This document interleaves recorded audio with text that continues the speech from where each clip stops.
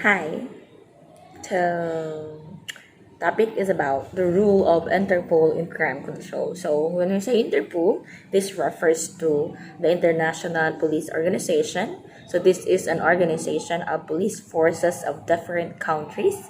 And when we say rule, ano yung trabaho nila or ano yung pakialam nila or ano yung trabaho nila in terms of controlling crime. When you say controlling crime or crime control, this refers to the prevention, the suppression of crime. They will not allow crime to happen, or what are they going to do about the existence of a certain crime.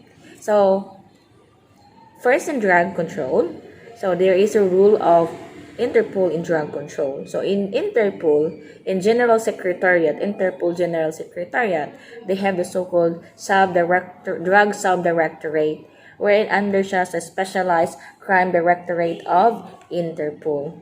So what are the rule? Ano yung rule nila? First is that they are the central repository of professionals and technical expertise in drug control within the Interpol framework.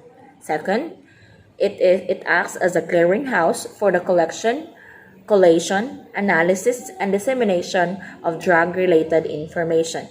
Third, it monitors also the drug situation on a global scale, coordinates international investigations, and maintains liaison with the United Nations.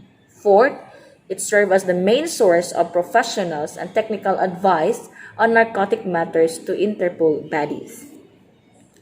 So, drawing upon the wide investigation analytical experience of its multinational staff, the subdirectorate serves as the member states in the areas of information collection. So, this subdirectorate, ilang trabaho, first and foremost, sila yung mag-serve on the member countries or the member police forces on information collection, responding to international drug investigation, inquiries, collection and analysis of data obtained from member state of strategic and tactical intelligence reports, and dissemination of this report to concerned member states. They also have on the identification of international drug trafficking organization. They also do coordination of international drug investigation, holding and working meetings involving two or more states where cases being investigated has common link in order to exchange information and establish future strategies. And another is that they organized or this subdirectorate organized either regional or worldwide meetings on specific drug topics. So these are the job of the Interpol in relation to drug-related cases. So in children and human trafficking, so when we say children and human trafficking, this refers to the trading, selling of a certain child or woman in return of, or there is a benefit on it, like binibenta yung bata, tapos syempre yung nagbenta may makukuha. So most likely yung mga from other countries, they will come over our country, they look for a family who is in suffering poverty, and then they promise for a certain amount of money in return of a service or the child or a certain parts of the body, wherein siyempre maka-benefit sila but not knowing that they are being sold.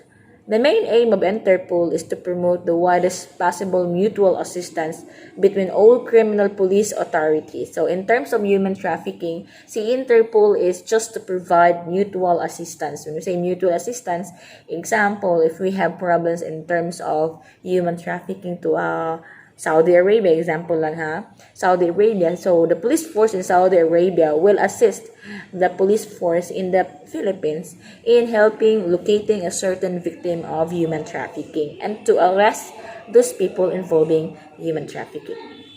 So trafficking in human beings is considered as one top priorities at Interpol. Another is the environmental crime. So when we say environmental crime, this refers to crime related to the environment. So criminals violating national and international laws put in place to protect the environment. These criminals are polluting the air, the water, and the land.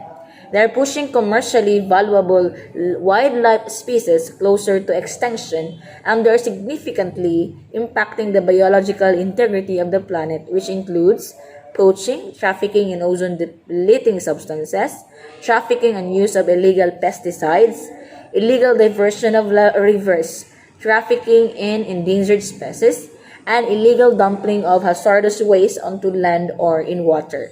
So those are crime against the environment. So Interpol also look onto this kind of problems. So environmental criminals, including those associated with organized crime, regularly cause permanent and extensive damage to ecosystem, which may result in serious human health problems. So there are lots of crime related to the environment wherein it affects or it becomes a problem to human health. So Interpol also look on it, and they're trying to provide mutual assistance from one member country to another. So Interpol Criminal Intelligence Analysis, it is the identification of and a provision of insight into the relationship between crime data and other potentially relevant data with a view to police and judicial practices. So in Interpol, they have the so-called criminal intelligence analysis, and this analysis is the identification of a certain crime data to another relevant data, and this crime intelligence analysis will help on the work of a police force as well as the judicial practice. Judicial means those are the lawyers or those are the judicial bodies. So the central task of analysis is to help officials such as law enforcers, policymakers, and decision makers deal more effectively with uncertainty, to provide timely warning of threat, and to support operational activity by analyzing crime. So there are two divisions of crime intelligence analysis. We have the operational analysis and the strategic analysis. When we say operational analysis, it aims to achieve a specific law enforcement outcome. This might be arrest, seizure, or forfeiture of assets or money gained from criminal activities, or the disruption of criminal groups. Whereas when we say strategic analysis, it is intended to inform higher level decision making, and the benefits are realized over longer term. It is usually aimed at managers and policymakers rather than individual investigators. So, how it differs to each other na mas madali nating maintindihan? Pag sinabi nating operational analysis, it talks about analyzing the certain operation of the law enforcer, such as in terms of arrest, in terms of seizure, in terms of forfeiture of assets or money gain, or this refers to the operational activity of the police forces. Whereas when I say strategic analysis, this most likely it refers to a long-term analysis, or this is the output of this analysis could help the supervisor or those higher authority of the police force to make decisions for the future. Okay, that's strategic analysis. So other than drug, other than human trafficking, environmental crime, of course, terrorism is one of the thing or a crime that need to be locked upon by the Interpol. So Interpol has the so-called anti-terrorism initiative. So they do initiative in terms of terrorism cases. So, of course, first and foremost, plan new identity document database designed to help customs, border patrols, and immigration services share police information and verify the authenticity of documents. Second, the feasibility of setting up a special aviation database. Third, financing of terrorism, expansion of anti-money laundering measures, and studies of alternative remittance system. So, there are twofold role of Interpol against terrorism. First is that to prevent acts of international terrorism, and if it carried out, ensure the perpetrators are brought to justice. So, of course, dalawang rule nila. Una, to prevent terrorism.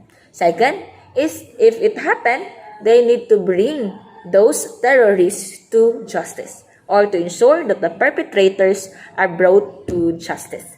So, to help member countries report on suspect individuals, Interpol has issued a number of practical guidelines on the type of information needed, and this includes, first and foremost, information about suspect individuals and groups, modus operandi, evidence from scenes of the crime, and the use of technology by terrorist group. So those are one of the informations that needed by the Interpol. Second is reports on the crimes which may be linked to terrorism, such as seizure of nuclear materials, firearm smuggling, money laundering, falsified travel and other identity documents. And the third one is Interpol also urged its member countries to intervene at the national level by monitoring suspicious financial transactions linked to terrorist activities in order to freeze their assets and to disrupt the funding of terrorism. So, those are the things related to the role of the Interpol in terms of crime control. So, there are 4 crimes wherein Interpol look into drug cases, children and human trafficking. We also have environmental crime, and the last one is terrorism.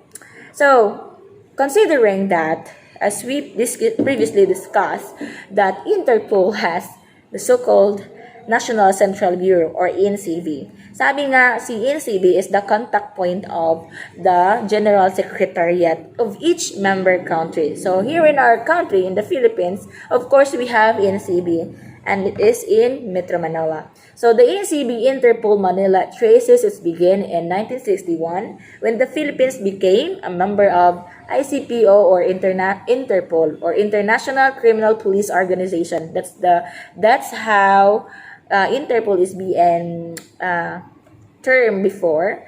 So, with the National Bureau of Investigation. So, before, ang NCB, under siya ni NBI as its focal point. Since then, the NCB Interpol Manila has undergone changes which enables it to confront the challenges of times. In one of the General Assembly meetings of the ICPO, it has been decided and adopted that the National Central Bureau shall be handled by the controlling body or the headquarters of criminal police organization of a member state to be able to do its undertaking with authority. In compliance thereto, the President of the Philippines issues Memorandum Number 92 on February 15, 1993, designating the Philippine National Police as the Interpol National Central Bureau for the Philippines. With the Chief Philippine National Police as its concurrent chairman. So, the Interpol National Central Bureau was originally composed of the following members. So, we have the chairman and members. How many members? 1, 2, 3, 4, 5, 6, 7. So, who are under this NCB? So, we have chairman as the chief of police or the director general of the PNP. We have members such as the director of NBI, commissioner of Bureau of Customs, commissioners of BIR, commissioner of Bureau of Immigration, Governor of Bangko Sentral ng Pilipinas, and the Executive Director of Dangerous Drug Board Commissioner. Dangerous Drug Board and the Commissioner of EIIB. So, missions and function of Interpol, NCB Manila.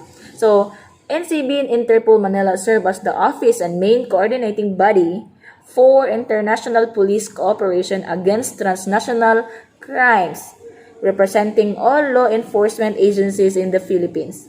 And the accomplishment of its mission, NCB Interpol Manila has the following function. First is monitor and coordinate all activities of all enforcement agencies relative to transnational crime committed against affecting the Philippines. Second, maintain records and minutes of all meeting of National Central Bureau Interpol Manila.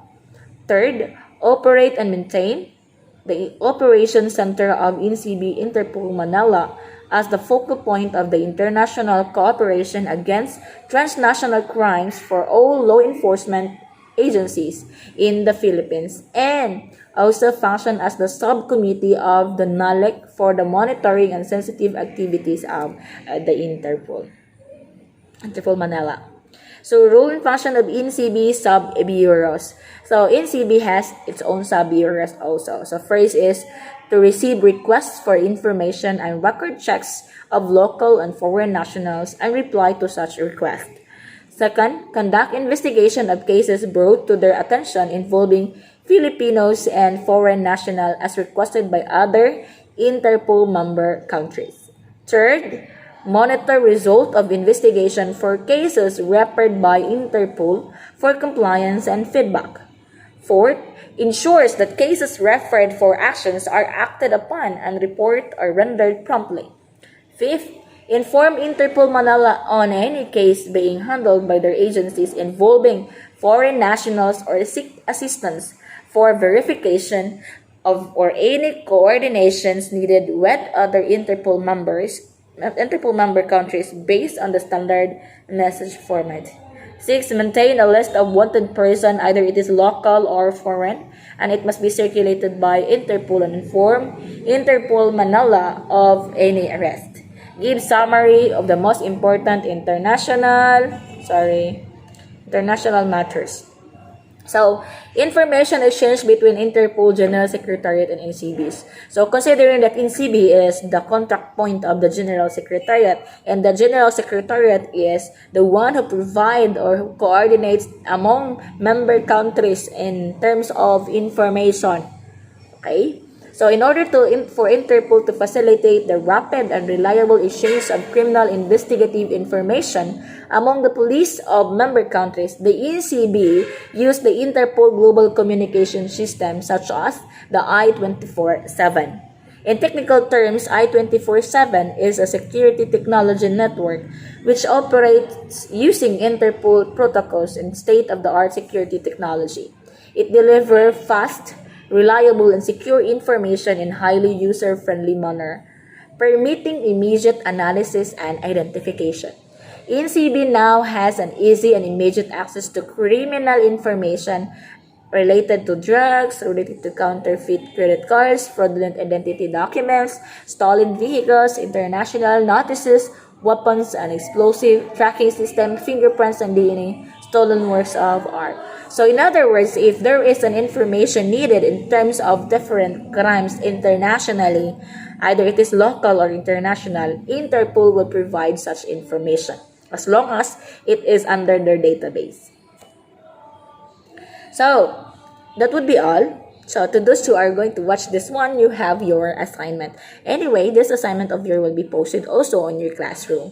So just be on your classroom. After watching this, you will be able to there will be a slot, a quiz given to you, and you will put your output there. So write it down or answer it in a document form. So Google Docs or any documents, and you just attach that one in the activity. So what will be your assignment? This is your assignment. So actually, supposedly it must be on your notebook, but it should be not in your notebook, but instead it will be on your Google Docs or Google Documents or any WPS, and then you will attach that one on the quiz. So what are the benefits that the PNP derive as a member of the Interpol? In other words, ano yung mga benepisyo na nakukuha ng Pilipinas being a member of Interpol? So that would be all, and I would like to say thank you and God bless.